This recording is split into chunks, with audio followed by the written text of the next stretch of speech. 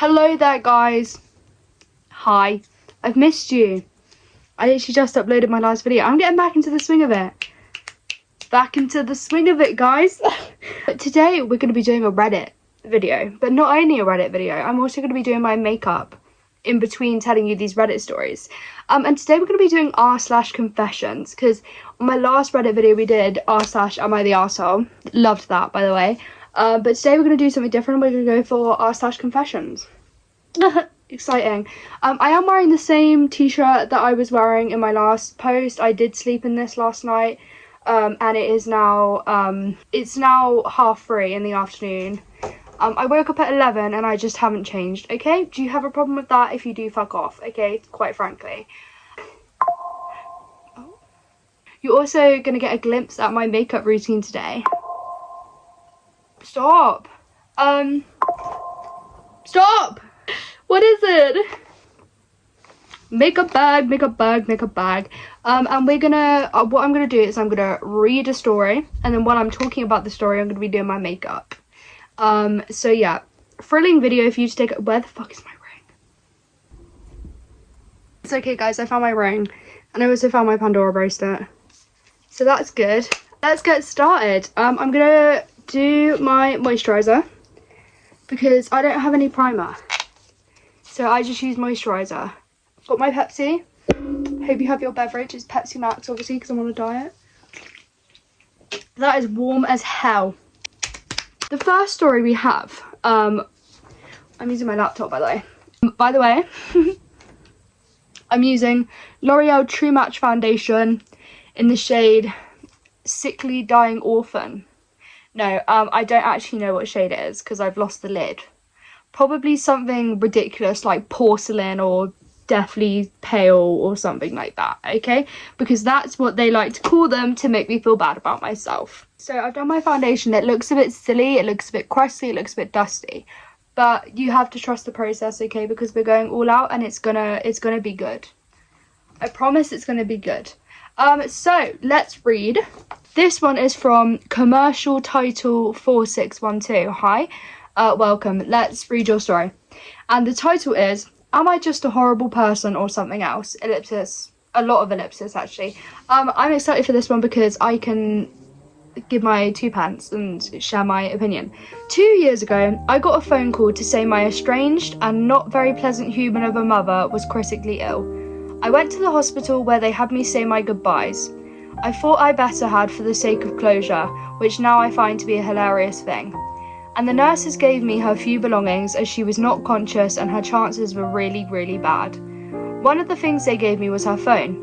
On that phone, I discovered that she had spent 3 years sexting with the father of my children. Her grandchildren.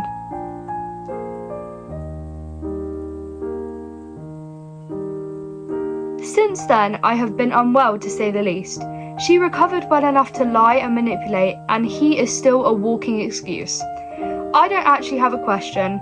I just thought that these facts deserve to live somewhere other than my head tormenting me. Everyone around me is unaware, and I just walk around broken for seemingly no reason. I think life is a simulation or a joke for some higher being at this point. I hate it. Whoa! Oh my freaking god. That is unreal. That is nasty. Jesus Christ, that poor woman, man. That's so sad. What would you even do in that situation? Like, I wish I could give you advice, but I genuinely have no idea what I'd do. That was only 18 days ago. So I wonder if anything's happened. My number one advice, obviously, would be to leave the baby daddy. I don't know if you're like married or engaged or just dating. Regardless, go. Leave him immediately, please, because that is ridiculous. Who does that? Who sexts with their daughter's baby daddy? Their daughter's significant other. Oh! My sister is married and she has a kid. To think of my mum sexting my sister's husband. What the hell? Okay, so now I know why your mum is estranged. She's obviously not okay mentally in the head to do something like that. Not an excuse, by the way, because what the hell, nothing could excuse doing that. I don't know what the title means. Am I a horrible person or something else? Why would you be a horrible person in this? Why would you be the horrible one in this situation? The horrible one in this situation is your mother and also the father of your children. Because what kind of significant other would do that to their partner? Oh my, if that happened to me, I would be in prison for the rest of my life if I found those texts on my mum's phone. But all I can say is that it's a good thing that you went and visited your mum, because if you didn't, then you would never have found out about that. The fact that you're still functioning after carrying that kind of weight says more about your strength than anything else. For real. I genuinely, I would not be able to function. I just wouldn't if I found that out. That is... I agree with this comment. I am so sorry, OP. I have no words aside from what the actual fuck. Yeah, that's about right. Also, by the way, the concealer I just used is Collection Lasting Perfection Concealer in the shade Porcelain. Oh, they deleted their account. Okay, so we don't know who this is from. The title is I Did Something Wrong and I Really Regret Doing It. Oh, okay, what did you do? So me, 19 male, and my friend, 22 male, went out drinking last night. Never good. Never a good idea. Just don't drink alcohol. I don't understand why people drink alcohol. The outcome is never good, my friends. Never good. Later in the night, we got back to his house and stayed chatting until it got late, and I was about to head back home. So before I left, he wanted to at least walk me to the door, but he was so drunk that he couldn't balance, so I held him and led him back to his bed. But in the process, we started making out. Oh! We then both got on the bed and continued making out, but I think he dozed off shortly after. I don't know, we were both really drunk. But then I noticed he got hard and I started to feel it, and he was wearing pyjama pants. So I pulled it out a bit. But I stopped immediately and put it back in his pants and buttoned him up because I knew what I was doing was wrong. I was really drunk and horny, and porn has really fucked me up. I regret it a lot, and I honestly don't know how I can look at him knowing deep down what I did. Holy fuck. I was not expecting this. Like, I think the part that you shouldn't be ashamed about, obviously, is like, if you are attracted to him, you shouldn't be ashamed about being attracted to another boy. It's natural. It happens. And it might just be the fact that you figured something out about yourselves that you didn't know, and that can be really upsetting and really confusing. I can imagine that would be extremely confusing, and you are probably spiraling massively. That was about a month ago that this was posted, so I hope they're doing better now and they've managed to have a conversation about it, because I think the most important thing would be to sober up and have a proper sit down conversation about it. Be like, we were both really drunk. I don't know how you feel about the situation. I know how I feel about it. Can we talk about it and talk about how we're going to move forward from it without it being awkward? That's your best route to go down, is to have a sit down conversation and just honestly talk about your feelings. And I know that's easier said than done, especially for men, because you guys struggle with your emotions, and I feel bad for you because I'm a very emotionally open person.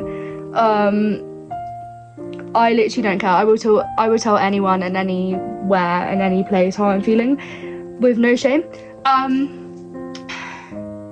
I think the thing about when he was like asleep and you continued, it sounds like you were really drunk, and it sounds like you were both really, really drunk. And the fact that you like immediately stopped and realized what you were doing, it definitely shows that you're aware of I don't know what to say. It shows that you're aware of what's okay and what's not okay and how far you should go, which is more than most men know. So thank you for doing that. You made the right decision to stop when you did, because like you said, you think he dozed off, and that could have caused you some serious problems if you'd have carried on, whether you were drunk or not. I hope that you guys can continue your friendship. I can see how it would be really, really awkward after that point, because I don't even know how you'd move on from that. But I hope you find a way, and like I said, have a nice conversation, sit down, talk about it, and try and work through what happened. Also, the blush that I'm using is this Paw Tinted Ultimate Red Balm, and it's really good because it doubles up as lip balm as well. Red lipstick. Not lipstick, lip balm. Whatever the fuck. And you can also use it for your cheeks, which is what I do. Let's see. Oh, let's read this comment. Part of adulting is taking responsibility for your actions. So maybe sit your friend down and ask him what he remembers. My advice is good. Then take a deep breath or three, and if he says he can't remember, tell him. Apologise for what you did. He may be offended or just shrug and say he is okay with it. He may tell you he wishes things had continued, so be prepared for that. That's what I would do. Either way... Oh, yeah. Oh, no, it's gone. Anyway, I agree with that comment. If he did say that he wished it went further, then that is a whole other kettle of fish. And yeah, be prepared for that conversation, because that might happen. This one is from no_bluej9901. I couldn't take it anymore and I did what I had to do. I apologised later. When I was 18, fresh out of high school many years ago, my dad got me into the union. What's that? What's the union? Is that like work? We worked together every day. We didn't have a great relationship to begin with, but the money was good and I had nothing else going on at the time, so I made the best of the situation. My dad is a big Eric Clapton fan. I dig his early stuff like Cream and Blind Faith, but my dad loves all his work. I have never listened to the chap. My dad went out and bought a cassette tape of Slow Hand. My dad played that damn thing every day, at least twice a day, and he didn't just listen to it, he sang along. There was some air guitar thrown in and some steering wheel drumming as well. The album started with the song The Core, and every time it came on he'd get all excited, like we hadn't listened to it 24 fucking times that week already. It was a completely intolerable situation, but I was trapped. What could I do? Well, one day around lunchtime, we stopped at a bodega in the Bronx for lunch. This is all too American for me. We pulled up in front of the place, and my dad went in to get some food. I sat in the front passenger seat staring at that cassette tape, knowing when he came out he put it back on because he hadn't played it since 9 a.m. No. I turned my head away in disgust, and there was a solution to my problem. A garbage can right next to my passenger door. I didn't hesitate, I tossed the tape right in. Sure enough, right after lunch, my dad had to listen to cocaine, but he couldn't find it. He had me tear that car apart. Inwardly, I laughed as I feigned ignorance to its whereabouts. I don't know, Dad, I lied as I dug through the glove box. Last time I saw it, you were holding it. I finally told him about 20 years later. While sorry for my actions, I still hate that fucking album. That makes me sad. Quite frankly. That upsets me. That poor guy. I do get it. Like, that would be annoying, to say the least. It would be very annoying. I don't know, man. I don't know. Like, I feel like that would be very irritating to have to listen to the same thing every single day, plus listen to your dad singing it as well. Like, what the fuck is that nose contour? Anyway, I feel like that, yeah, it would be annoying. But at the same time, it's your dad's first time living too, and he's found something that he absolutely loves and wants to listen to all the time and participate in, and he wants you to share it with him, and you threw it away, and that's really sad. But I do get where you're coming from. However, I don't think it was the right course of action. I think you should have spoken to him about it first and been like, Dad, I'm really sorry, but I can't cope with this anymore, can we please just stop? And if he reacted badly or said no, then I would have burnt him alive. No, I'm joking. I would have, yeah, then I probably would have thrown the cassette tape away. Okay, we're going to finish off with a hella long one. So, get your Pepsi Max. Get some prawn crackers, because I really fancy some right now. And yeah, prepare to to listen to this. So this was a month ago from Hungry Control 178. It's titled, I don't know how to start this, I didn't mean to do it. Did you kill someone? I hope you killed someone, and to give it a bit more spice. This all started when I was 17 back in 1996. Whoa! You're old. At that time, I was a really bad kid. I talked back, got into fights, overall just a bad kid. My parents decided to send me to a camp for kids like me. Oh no. Where they fix people like me. I really thought this was just another random punishment, but it really wasn't. Around 1 week after my parents telling me that I had to go, a bus showed up at my door. The weird thing was that it was some kind of party bus, like those really big ones. Someone walked off the bus to leave me on, and he seemed nice, smiling and waving at my parents. After me, there were a few more pickup spots for other kids. After all the kids were picked up, the person who was smiling before stopped. He looked at us and said, when you come back, you'll be perfect. Oh, so it's a cult. Of course, no one cared. After he said that, he just sat down. The drive to the camp was around 40 to 50 minutes. When we got off that bus, there were just rows of wooden cabins and a large forest. When we got there, it was around 6 p.m. They gave us some shitty food, like fake meat that you would find in those frozen packages. After this, they forced us to go to bed. The next morning, they woke us up early. I don't really remember the exact time, but they made us all take a shower, then go swimming in a lake with some shitty swimsuits they gave us. I met this kid while swimming. I'm not going to say his name. We seem to have a lot in common, attitude-wise, of course. He was telling me how one of the workers was trying to leech onto him. He asked me to stay close to him at night so he would feel safe. Oh gosh. Okay, so I'm assuming that means that one of the workers was trying to like fiddle him. When night came, some went to bed and most were still swimming. I tried to stay with him because they forced him to go to bed, but the workers would not let me. As I was walking back to the lake, I saw a worker go into my friend's cabin. The weird thing about these cabins were they were like stall things, like our own little rooms.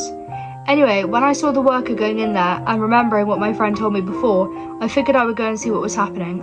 I saw the worker go in the same cabin as my friend. After I saw this, I did not know what to do, so I looked around and tried to find something to defend myself with just in case. I ended up finding a decent sized rock behind the door. I waited around to see if the worker would leave, but he didn't. After a while, when no one was looking, I walked in.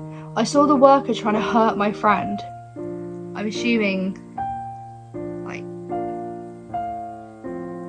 fiddling him. So instinctively, I tried to defend him. I hit the worker in the head with the rock, thinking it would just hurt him a little, like just to get him to move. He fell down and didn't get back up for a while. We saw some blood coming from his head. We were scared and did not know what to do, so we went back to the lake to swim, just so we were away from there. Before we left, we cleaned up the blood and brought the body to a different cabin so it would not be blamed on us. Okay, I swear to God I did not read this beforehand when I said I hope he kills someone. I swear to God I did not read this. We stayed in the lake until it was pitch black outside, then we were all forced to go back to our cabins. As you may imagine, the body was found by the camper who was in the cabin that we brought the body to. I was in a different cabin, so I did not know the whole situation until morning, but when I woke up after about an hour of sleep because I was scared, I saw cops, ambulance, and for some reason a fire truck. The following afternoon, everyone's parents came to pick them up. My parents were terrified to hear what happened, but I couldn't say that I did it. I don't know how to feel about this. I feel guilty and always have, but I think I did the right thing. I never saw or heard from that friend I met after that night. Even in the morning, I didn't see him. I just wanted to get this off my chest. This is a burner account. I don't plan on replying to the messages. The worker ended up dying. I'm not a bad person. All I did was help a friend. My God. Okay. So I actually was right and he actually did kill someone. So that is crazy. But also, you go, King. Like, I'm sorry. Yeah, go. You did that. Well done. Because if I was in that situation, I would have no fucking clue what to do. If I was watching my friend get fiddled, I would literally have no clue. I would just freeze up and probably cry. But the fact that you did something about it and you stopped it, even if that did mean accidentally killing him, you still stopped it. So, I mean, yes, your new friend and you are going to be traumatized for the rest of your lives. However, the camper that was doing that to him, he'd probably done that to so many other people beforehand, if you think about it. Like, the amount, if he'd been working there for even like 2 years, I know I say he, that's quite stereotypical, but I'm going to assume it's a he. If he'd have been working there for even like 2 years beforehand, imagine how many kids he could have touched. Like, so you prevented that from happening to so many more people. And yeah, obviously murder is never good, but in that situation, I don't think you're a bad person. I genuinely don't. I think you did what you had to in that situation, and you did the first thing that you knew what to do. Like, if that makes sense, you know? Like, you know that you knew that... I've never dealt with murder before. I would say manslaughter though, because you didn't have the intent of killing him, you just had the intent of stopping him from touching your friend. And yeah, I honestly, well done. And you're right, the bit you said at the end, I'm not a bad person, all I did was help a friend. Yes. As long as you don't go on to kill any more people deliberately, you're not a bad person. Makeup's done.